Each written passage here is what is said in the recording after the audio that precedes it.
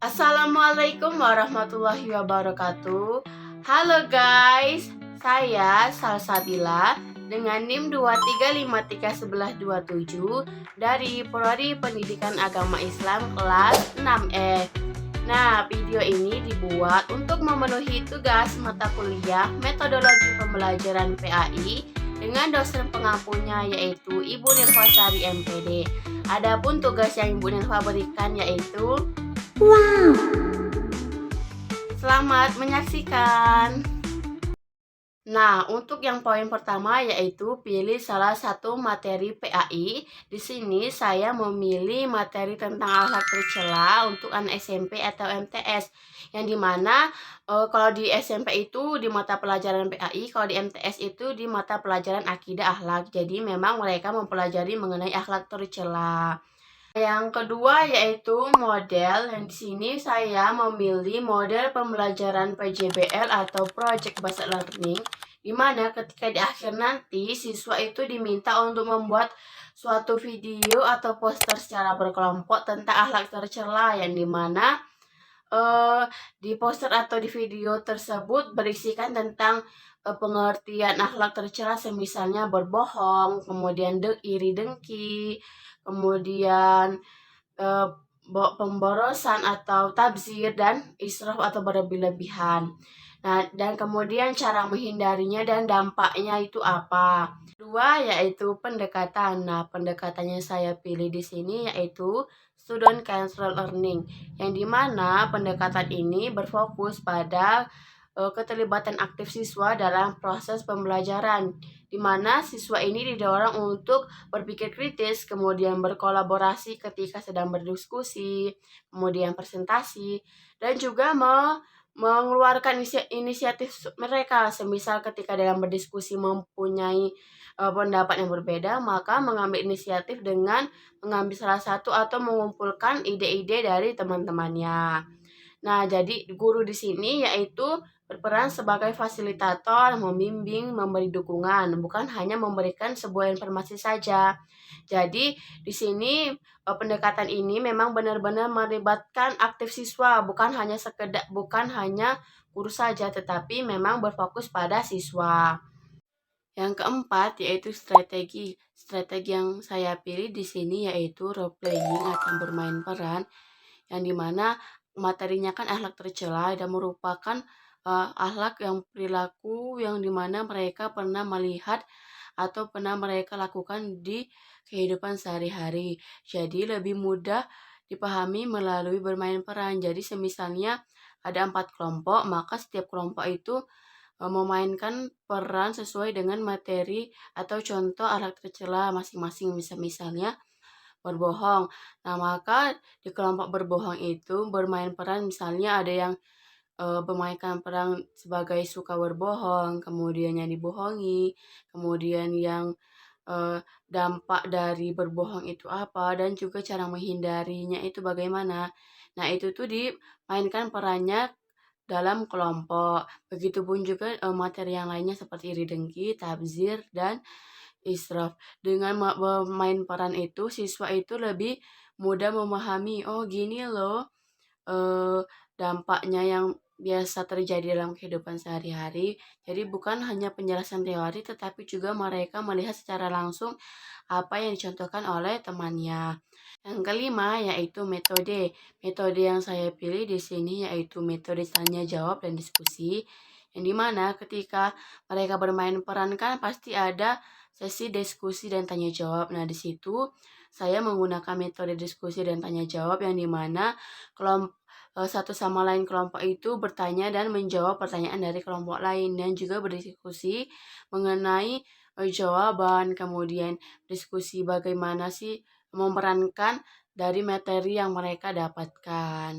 Yang keenam yaitu teknik. Nah, tekniknya saya pilih yaitu ketika dalam pembagian kelompok, yang dimana saya menyiapkan 4 kertas, yang dimana ini berisikan nama-nama akhlak tercela atau contoh-contoh akhlak tercela, semisalnya berbohong, kemudian iri dengki, kemudian tabzir, dan israf. Nah, satu siswa itu mengambil satu kertas, ketika itu juga sambil menghidupkan lagu-lagu akhlak tercela atau tentang atau biasanya itu Nusa Rara. Nah, itu biar lebih suasananya itu asik dan tidak monoton. Nah, di situ eh, ketika sudah siswa itu mengambil semua kertasnya, maka siswa diminta untuk membuka kertas yang sudah mereka ambil tadi. Nah, ketika mereka melihat nama-nama atau contoh dari akhlak tercela, yang namanya sama misalnya berbohong, itu tuh dengan kelompok berbohong. Kemudian yang iri dengki maka menjadi kelompok iri dengki, yang tabzir menjadi satu dengan kelompok tabzir, dan yang israf yaitu berkelompok dengan yang israf. Nah, setelah itu baru kita akan memulai diskusi. Kemudian ketika tanya jawab tekniknya yaitu dengan misalnya menyebutkan hari ini hari Kamis. Nah, siapa yang awalannya K, maka itu yang menjawab pertanyaan atau baik itu dari guru ataupun dari teman.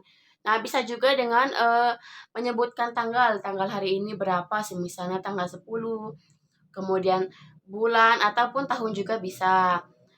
Yang ketujuh yaitu taktik. Nah, taktik yang saya gunakan di sini ice breaking. Kenapa? Karena ice breaking itu bisa menimbulkan semangat atau membuat siswa itu semangat lagi ketika sedang mengantuk. Yang dimana kan apalagi mata pelajaran PA itu kan biasanya di jam-jam siang kan. Nah, kita di tengah-tengah pembelajaran itu bisa atau ketika di awal itu bisa mengadakan ice breaking supaya membangun semangat siswa itu untuk belajar supaya mereka tidak mengantuk lagi ketika sedang dijelaskan materinya. Dari 7 komponen tadi itu saling berkaitan. Yang pertama itu kan materinya akhlak tercela, kemudian modelnya itu model PJBR yang dimana mereka diminta untuk membuat video atau poster tentang akhlak tercela yang pernah mereka lihat dalam kehidupan sehari-hari atau pernah mereka lakukan.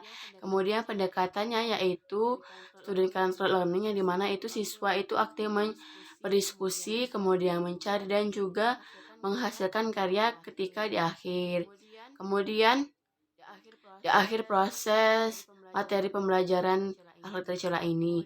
Kemudian strateginya yaitu bermain peran atau role playing yang dimana ini merupakan perilaku atau yang ada dalam kehidupan sehari-hari, apalagi hal tercela itu masih banyak sekali anak-anak yang melakukan perilaku akhlak tercela ini.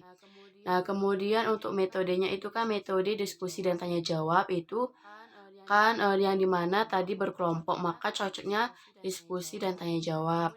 Kemudian tekniknya yaitu sambil menghidupkan lagu ketika pembagian kelompok dengan membagikan kertas yang berisikan contoh-contoh perilaku tercela itu mendukung ketika pembagian kelompok tadi di pembagian kelompok bermain peran. Nah, kemudian taktiknya yaitu untuk menghidupkan semangat mereka di awal pembelajaran agar kedepannya itu mereka semangat untuk mengikuti pembelajaran PAI. Itulah tadi penjelasan tugas mengenai 7 komponen yaitu pemilihan materi, kemudian model, pendekatan, strategi, metode, teknik, dan taktik. Apabila masih terdapat kesalahan dalam saya menyampaikan baik itu dari 7 komponen tadi atau salah dalam mengaitkannya, mohon dimaafkan dan kepada Allah saya mohon ampun. Wassalamualaikum warahmatullahi wabarakatuh. Bye bye.